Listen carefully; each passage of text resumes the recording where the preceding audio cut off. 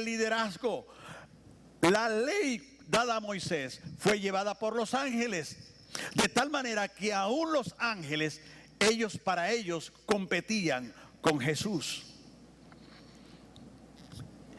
Y este autor, que no sabemos quién fue, pero seguramente alguno de ellos, muy posiblemente Apolos, que era una persona nutrida en el Antiguo Testamento, nos deja este escrito para deslindar, para dejar en claro, para afirmar categóricamente que Cristo es la supremacía de Dios sobre todo liderazgo humano. Nada ni nadie le compara el estatus que Jesucristo tiene, que nuestro Señor Jesús tiene.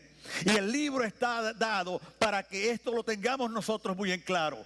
Hoy en día salen corrientes doctrinales sobre prácticas mesiánicas, prácticas judaizantes, que le compiten a Cristo precisamente, que la fe en Cristo no es suficiente, sino que hay que hacer otras cosas. Eso le ocurría a las iglesias de Galacia, que Pablo pasó por allí, por esas iglesias, y les habló de Cristo, de la gracia de Dios, de que el esfuerzo humano quedaba por fuera, y ellos comenzaron a creer en esa gracia y comenzaron creciendo. Pero luego vinieron unos maestros judaizantes que mezclaban el cristianismo con el judaísmo y le decían a estos hermanos, a estas iglesias nuevas, y le decían: sí, es verdad, la fe en Cristo, pero tienen que circuncidarse.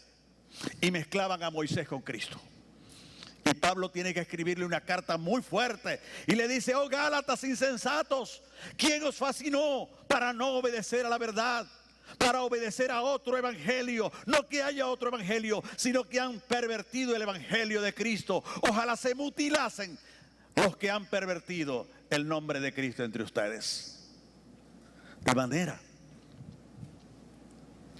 que Cristo es competido por personas, por prácticas, y es deber nuestro como iglesia de Dios, como custodios de la palabra de Dios, mantener siempre esa visión, como dice el mismo autor de Hebreos, puesto los ojos en Jesús, el autor y consumador de la fe, no en otro. Jesús se convierte en nuestro norte, nuestro sur, nuestro este y nuestro oeste. Para donde quiera que miremos, Jesús. Y este autor de Hebreos quiere dejar en claro que ni Moisés, ni los ángeles, ni Aarón, ni los levitas, ni nadie, por muy elevadas cosas que haya tenido, puede compararse con la persona, obra y enseñanza de nuestro Señor Jesús. Y el primer texto, y vamos a ver en esta mañana los primeros 3 versículos. Y dice así, dice allí el autor de Hebreos: Dios, habiendo hablado muchas veces, de muchas maneras, en otro tiempo, por los profetas, en estos postreros días, nos ha hablado por el Hijo, a quien constituyó heredero de todo, y por quien asimismo hizo el universo, el cual, siendo el resplandor de su gloria y la imagen misma de su sustancia, y quien sustenta todas las cosas con la palabra de su poder, habiendo efectuado la purificación de nuestros pecados, por medio de sí mismo, se sentó a la diestra de la majestad en las alturas. Los primeros 3 versículos ya el autor nos dice, este es el desarrollo de todo el libro, estos primeros 3 versículos. Todo el libro se basa en estos 3 versículos. Dios, habiendo hablado muchas veces, de muchas maneras, a los padres por los profetas, en estos postreros días nos ha hablado por el Hijo. Pero como quiera que el texto nos está diciendo que Dios habló muchas veces, de muchas maneras, en otro tiempo, sería bueno que nosotros examináramos un poquito cómo es que Dios habló muchas veces, de muchas maneras, en otro tiempo, para que refresquemos nuestras mentes, si Dios habló o no habló. Y lo primero que vamos a ver allí es cómo Dios habló cuando creó los cielos y la tierra. ¿Recuerdan ustedes aquel texto que dice, los cielos cuentan la gloria de Dios y el firmamento anuncia la obra de sus manos? La creación toda nos habla de que quien creó eso es un Dios todopoderoso. Pero también nos dice que es un Dios sabio. Cada día los científicos están anonadados al ver el cosmos. Cada vez se adentran más en el cosmos. Cada vez están más asombrados de las leyes físicas y biológicas que rigen la creación. Y dicen que allí tiene que haber una mente inteligente, una mente sabia. Y la creación misma, cuando nosotros nos vemos a nosotros mismos, vemos, amados hermanos, que hay una maravilla en nosotros. El hombre puede hacer computadoras, pero nunca podrá hacer al ser humano, porque es creación de Dios.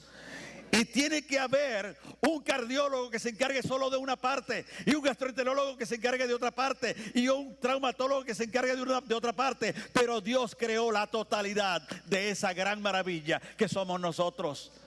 Dios se manifestó y habló. Habló en las grandes montañas, habló desde el sol, desde la luna, desde Plutón, desde las grandes galaxias. ¿Qué nos dice esa creación a cada día nosotros cuando contemplamos una inmensa montaña? Dios es grande, porque si esa montaña es inmensa, más inmenso es el que la hizo. Dios habló por medio de la creación. Pero también, amados hermanos, eso que dice el autor de Hebreos, Dios habiendo hablado muchas veces de muchas maneras, en otro tiempo, ya habló por la creación, cuando la creó nos habló. Pero también le habló a Adán, recuerdan ustedes aquel primer hombre, y le dijo directamente, tomándose el café por la tarde, le dijo: fructificad y multiplicaos. Y le dio algunas instrucciones, pero habló directamente con aquel hombre. Y le dijo: de todo árbol del huerto podrás comer. Todo está para disposición tuya.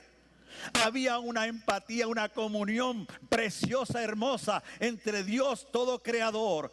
Dios no puso una barrera de comunicación entre Dios y el hombre. El hecho de que hubiésemos sido hechos a imagen de Dios, una de las cosas que tenemos nosotros en cuanto a imagen de Dios es que tenemos la capacidad de comunicarnos. Ustedes pueden entenderme porque el lenguaje que yo estoy hablando, ustedes lo entienden. Dios nos dio esa capacidad, y esa capacidad Dios nos las dio para que pudiéramos tener comunión con Él. Por eso cuando Él le dice: de todo árbol del huerto podrás comer, Él sabía que aquel hombre le podía entender, porque lo que Él tenía de poderse comunicar, se lo puso, no lo puso a nosotros los seres humanos. Pero no solamente a Adán, también se acercó a Noé y vio que todo estaba prostituido, la sociedad estaba corrompida, y ya no toleró más aquel hombre extraviado, en miseria. Y le dijo a un hombre: hazte un arca con madera de gofer. Hazte un arca. Y recuerden, Dios habiendo hablado muchas veces, de muchas maneras, aquí está la otra. Le habló a Noé, y Noé acató la voz de Dios y construyó el arca. Y el arca se constituyó como prototipo, como modelo, como figura de una realidad que iba a venir después, que era la salvación en Cristo. ¿Recuerdan que quién cerró la puerta del arca? Dios. Dios da la oportunidad y llamó y llamaban a la gente a que entrara, pero nadie quiso entrar. Pero Dios dio esa oportunidad. Y hoy en día Dios da la oportunidad. El arca hoy en día, ¿quién es? Nuestro Señor Jesucristo. El que cree en mí tiene vida eterna. Venid a mí todos los que estáis trabajados y cargados, que yo os haré descansar. El que viene a mí y beba, y de su interior correrán fuentes de agua viva y de vida eterna. Es decir, Jesús es el arca. Pero habrá un día en que Dios cerrará la puerta del arca. Pero también recuerdan ustedes que después de Noé también le habló a Abraham.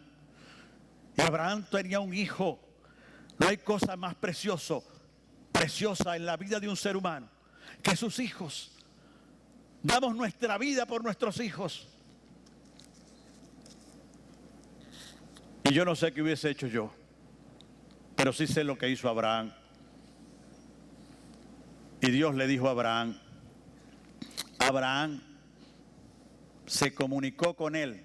Dios, habiendo hablado muchas veces en otro tiempo, de muchas maneras, a los padres por los profetas, le dijo a Abraham: Abraham, toma a tu hijo, tu único, a Isaac, a quien amas, y preséntamelo en holocausto. Yo no creo que haya una petición más difícil para un ser humano que esta. Pero Dios tenía su plan. El pensamiento de Dios está por encima de nuestros pensamientos. Dios lo dijo: mis pensamientos son más altos que vuestros pensamientos. Dios quería saber si Abraham le amaba de verdad, porque la Escritura sostiene el primer mandamiento que dice: amarás al Señor tu Dios con todo tu corazón y con toda tu mente y con toda tu alma, es decir, todo tu ser. Primero Dios, inclusive por encima de nuestros hijos. Y Dios quería saber si en el corazón de aquel hombre, de Abraham, él ocupaba el primer lugar. Dame tu hijo. Y Dios corroboró que en el corazón, en la mente y en el alma de Abraham, Dios tenía el primer lugar. Luego de Abraham vino entonces Moisés. Y Moisés también Dios le habló a Abraham. Cuando el pueblo de Israel sufría en Egipto, Dios escuchó el clamor de aquel pueblo. 400 años de esclavitud. Dios escuchó y llamó a Moisés al monte Sinaí. Y Moisés fue. Y estando allí había una zarza ardiente. Y Moisés, con mucho temor, viendo aquello, Dios le habló y le dijo: Moisés, quita el calzado de tus pies, porque el lugar que pisas, tierra santa es. Se comunicó, Dios habló en medio de una zarza ardiente en un monte, de muchas maneras. Pero también cuando Dios le dijo a Moisés: ve y conduce al pueblo de Israel, instrúyeles en esto. Y entonces le dijo Moisés a Dios: pero si yo llego allá y les digo que yo voy a conducirlos de parte de Dios, ¿me van a creer? ¿Qué les digo? ¿Quién me envía? ¿De parte de quién voy? Y Dios le dijo a Moisés: yo soy el que soy. Así dirás a los hijos de Israel: yo soy, me envió a vosotros. Le dio esa instrucción y Moisés fue con esta identidad de Dios. Y esa identidad bastó para que el pueblo supiera que él iba de parte de Jehová Dios. Jehová se comunicó con él, le habló a él de muchas formas y de muchas maneras, pero también se comunicó con David, ese hombre que era conforme al corazón de Dios. Era un hombre como todos, sujeto a errores y pasiones como todos, pero también era un hombre conforme al corazón de Dios. ¿Cómo sabemos que David era un hombre conforme al corazón de Dios? Cuando vamos a los salmos que él escribió, él derrama su corazón, y esa escritura que él hizo nos sirve a nosotros para derramarnos delante del Señor, para cantarle al Señor. Los salmos son para nosotros la vida emotiva de la iglesia. Y esos salmos, la mayoría fueron escritos por aquel hombre que cometió errores, sí, pero su corazón era conforme al corazón de Dios. Y era un rey que amó a Dios. A ese rey Dios le dijo: y será afirmada tu casa, la casa real, el reino. Será afirmada tu casa y tu reino para siempre, y tu trono será estable eternamente. Una promesa de Dios. ¿Cómo esa promesa iba a ser eterna en David? Si era un hombre mortal, iba a morir. ¿En quién se iba a cumplir esa promesa? Esa promesa no era directamente para David como persona, sino que esa promesa de un reino eterno apuntaba a Jesucristo como el Rey Mesías. Dios habló de muchas veces y de muchas maneras. Y también una forma en que él habló a los profetas. La mayoría de los profetas exclaman de esta manera: vino a mí palabra de Jehová diciendo. Todos, siempre, no se atribuyen para sí mismos la autoría de aquello. Siempre dicen, vino a mí palabra de Jehová. Lo que voy a decir, Dios me lo regaló, Dios me lo dio, no es mío, no es de mi propia invención, no tengo créditos allí, el crédito lo tiene Dios. Vino a mí palabra de Jehová diciendo, dice Ezequiel, y Dios le dijo a Ezequiel, hijo de hombre, yo te he puesto por atalaya en la casa de Israel. Dios habló a los grandes hombres que levantó en medio de su pueblo. También le habló a Nabucodonosor con aquella escritura en la pared. Le habló al rey Darío de Persia, un rey pagano, para que dejara ir al pueblo de Israel y le fundara casa en Jerusalén. Dios hizo hablar a una burra de Balaán para mostrarle al profeta el error en que estaba cometiendo. Dios habló muchas veces, de muchas maneras, en otro tiempo, por los profetas. Pero lo que el autor de Hebreos quiere decirnos y ser explícitos, que todo aquello que él había comunicado era sumamente importante. Lo que le dijo a Adán, lo que le dijo a Noé, lo que le dijo a Abraham, lo que le dijo a Moisés, lo que le dijo a David, lo que le dijo a los profetas, todo eso era muy importante. En la creación, en Génesis 1:1, tenemos una palabra creadora. Y dijo Dios con sus palabras, hágase la luz, hágase. Sus palabras fueron una palabra creadora. Pero en cuanto al resto de los hombres, Moisés, Enoc, Abraham, Moisés, David, todos ellos, fue una palabra reveladora. Dios se dio a conocer. Dios cada vez daba a conocer algo de sí. En el monte Sinaí, Dios dio a conocer su santidad, que Él quería un pueblo y era celoso de ese pueblo. Dios revela algo de sí. Cada vez que avanzaba en la historia, Dios hablaba por los profetas, Dios hablaba por los escritos, por los autores, por todos los líderes. Dios iba comunicando algo de sí para que el pueblo fuese conociendo su persona, cómo pensaba, cómo Él era la naturaleza y el carácter de ese Dios al cual amaban y servían. Dios se daba a conocer. Por lo tanto, en todos esos hombres tenemos una palabra reveladora. Pero cuando llegamos a Jesús, tenemos una palabra encarnada. Por eso dice Juan, en el principio existía el verbo, la palabra. Y la palabra estaba con Dios y la palabra era Dios. Y enseguida dice, y aquella palabra se hizo carne y habitó entre nosotros. Y vimos su gloria. La palabra encarnada. Esa palabra, dice aquí el autor de Hebreos, que en aquellos días Dios se dio a conocer de muchas maneras a muchos hombres. Pero Él quiere hacer un punto de quiebre en la historia. Y dice, en estos postreros días, lo anterior a estos postreros días, Dios se dio a conocer. Cada día se revelaba y daba a conocer algo así. Pero Él quiere hacer un punto de quiebre en la historia. Dice, en estos postreros días nos ha hablado por el Hijo. Nos habló de una manera final por el Hijo. Nos habló de una manera determinante por el Hijo. Si algo habíamos conocido de Dios en todo el Antiguo Testamento, con la llegada de Jesús, vamos a conocer la plenitud de todo lo que tenemos que conocer del Padre. Todo.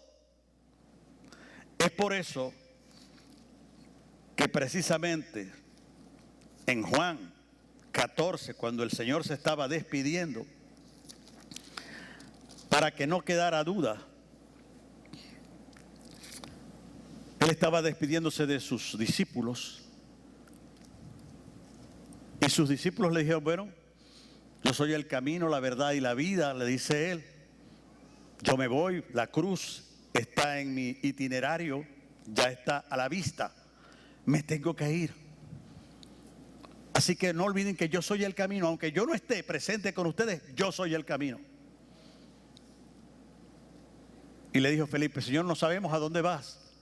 ¿Cómo pues podemos saber el camino? Y amados hermanos, Felipe le hace esta pregunta. Él le dice: yo soy el camino, la verdad y la vida, y nadie viene al Padre sino por mí, dice Jesús.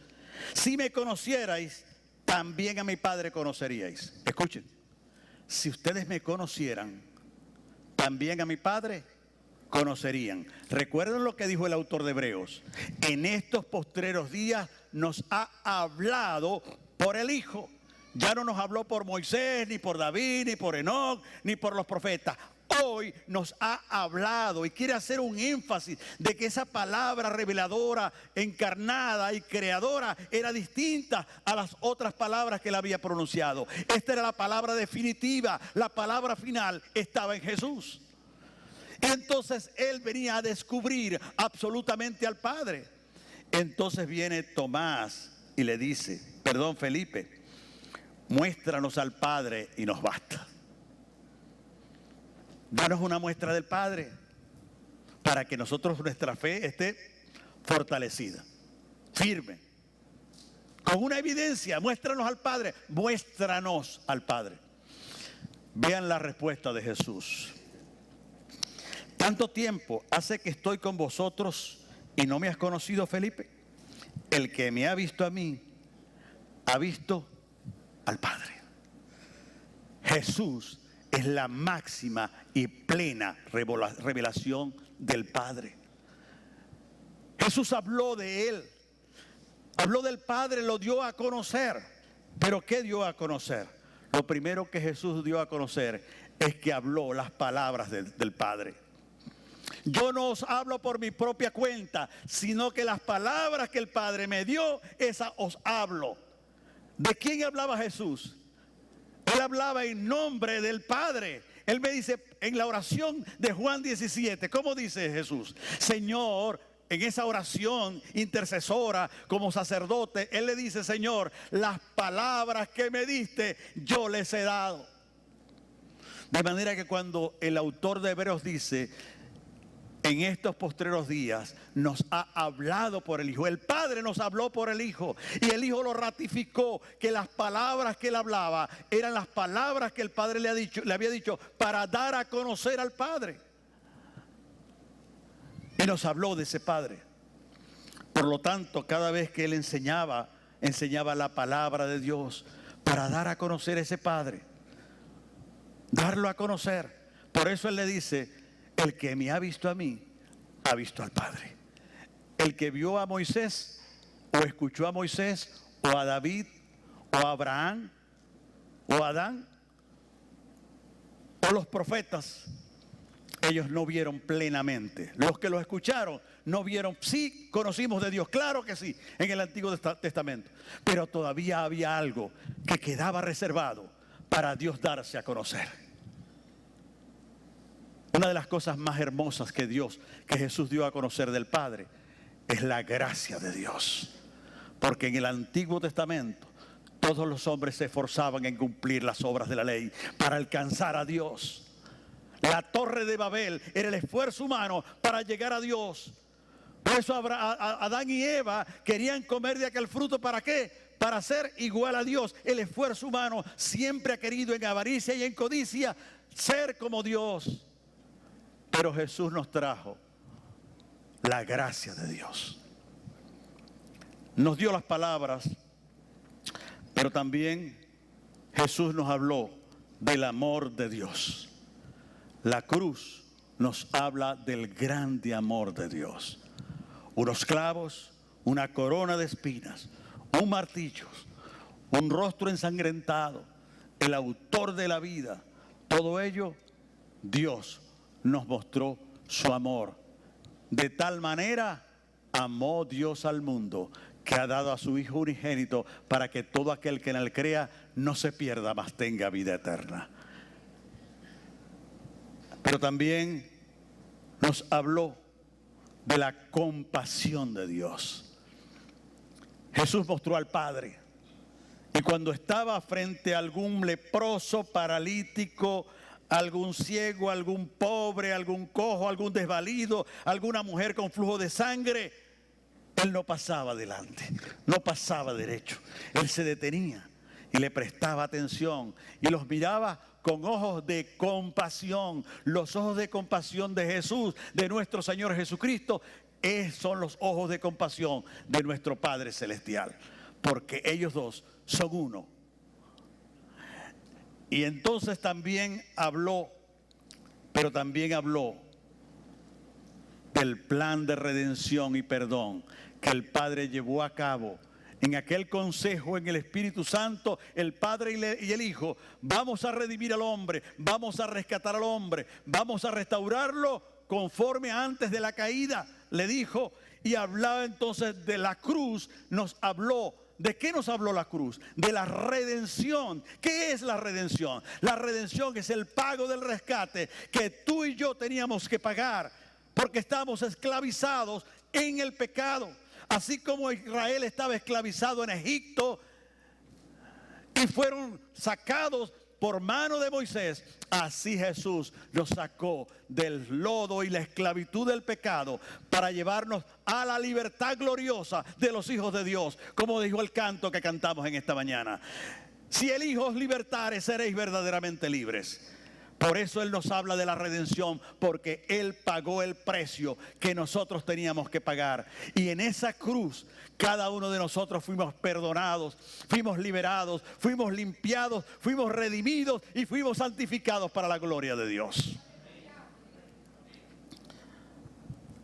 Pero también Jesús nos habló de la misericordia, de la compasión, del perdón, de la redención. Pero Jesús también habló algo de parte de Dios.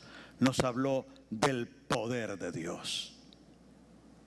Cuando Marta mandó a llamarle para que resucitara a Lázaro, él se quedó 2 días donde estaba, a propósito, deliberadamente.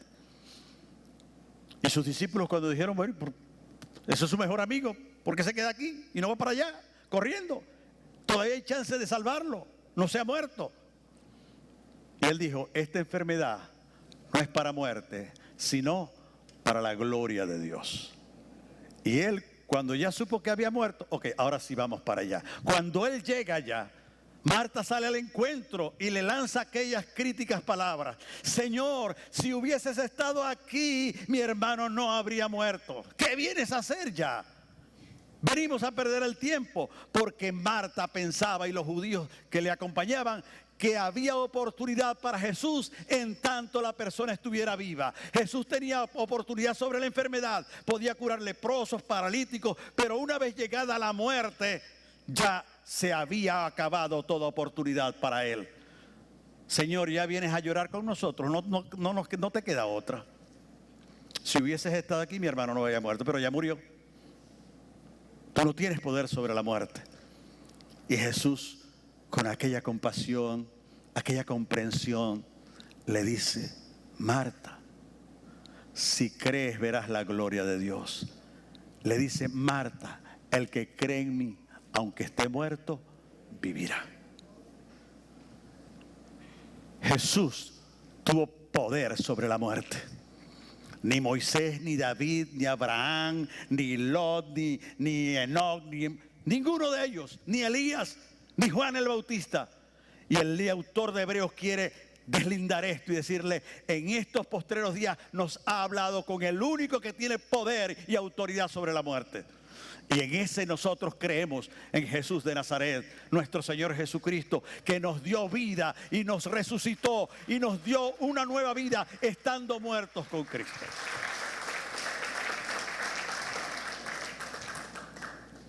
Dice el texto bíblico allí en Hebreos 1 que Él, refiriéndose a Jesús, es el resplandor de la gloria de Dios. Jesús es el resplandor de la gloria de Dios. ¿Saben qué significa eso?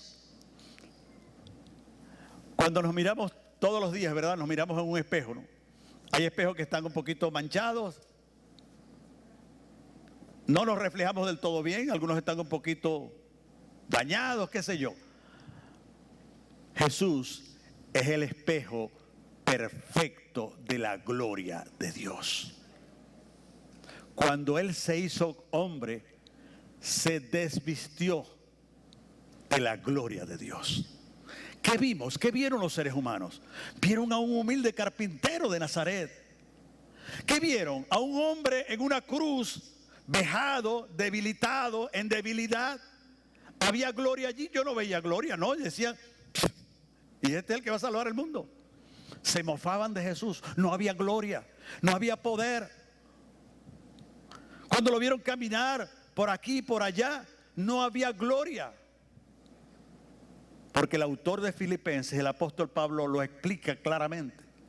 Cuando él dice, el que no se aferró a Dios, sino que se despojó a sí mismo. ¿De qué se despojó Jesús? De la gloria eterna de él como Dios. Por eso él, cuando está orando al Padre, le dice, Padre, con aquella gloria que tuve contigo.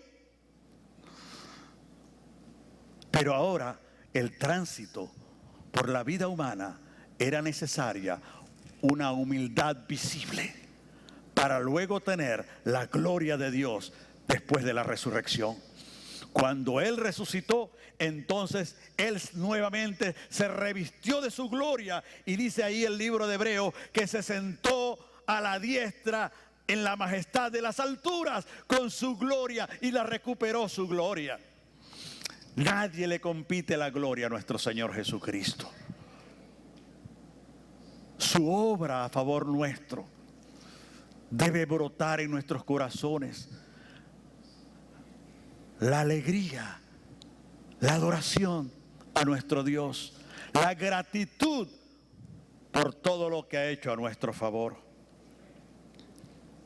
Allí finalmente se sentó a la diestra de la majestad en las alturas.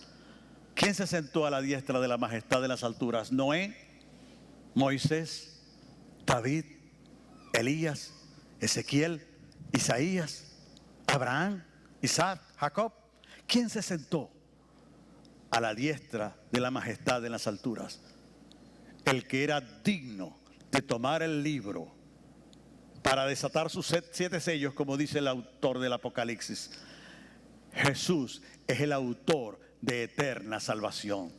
Por lo tanto, ante Él nosotros nos postramos para bendecir su nombre y para proclamar su mensaje del reino y de la salvación de Dios. Dios nos bendiga y mantengamos siempre ese sentir de lo que el autor de Hebreos nos quiere transmitir, que Jesucristo, y tomar la actitud que tomó precisamente el apóstol, el profeta Juan el Bautista. Es necesario que yo mengüe y que Él crezca, que siempre estemos dispuestos a no robarle la gloria a Dios, porque la gloria de Jesús, Él dice que Él no está dispuesto a compartir su gloria con nadie, y nosotros no podemos robarle la gloria a nuestro Señor, sino que estemos siempre, con lo que hagamos en el servicio a Él, estemos dispuestos para reconocerle y atribuirle a Él toda su gloria.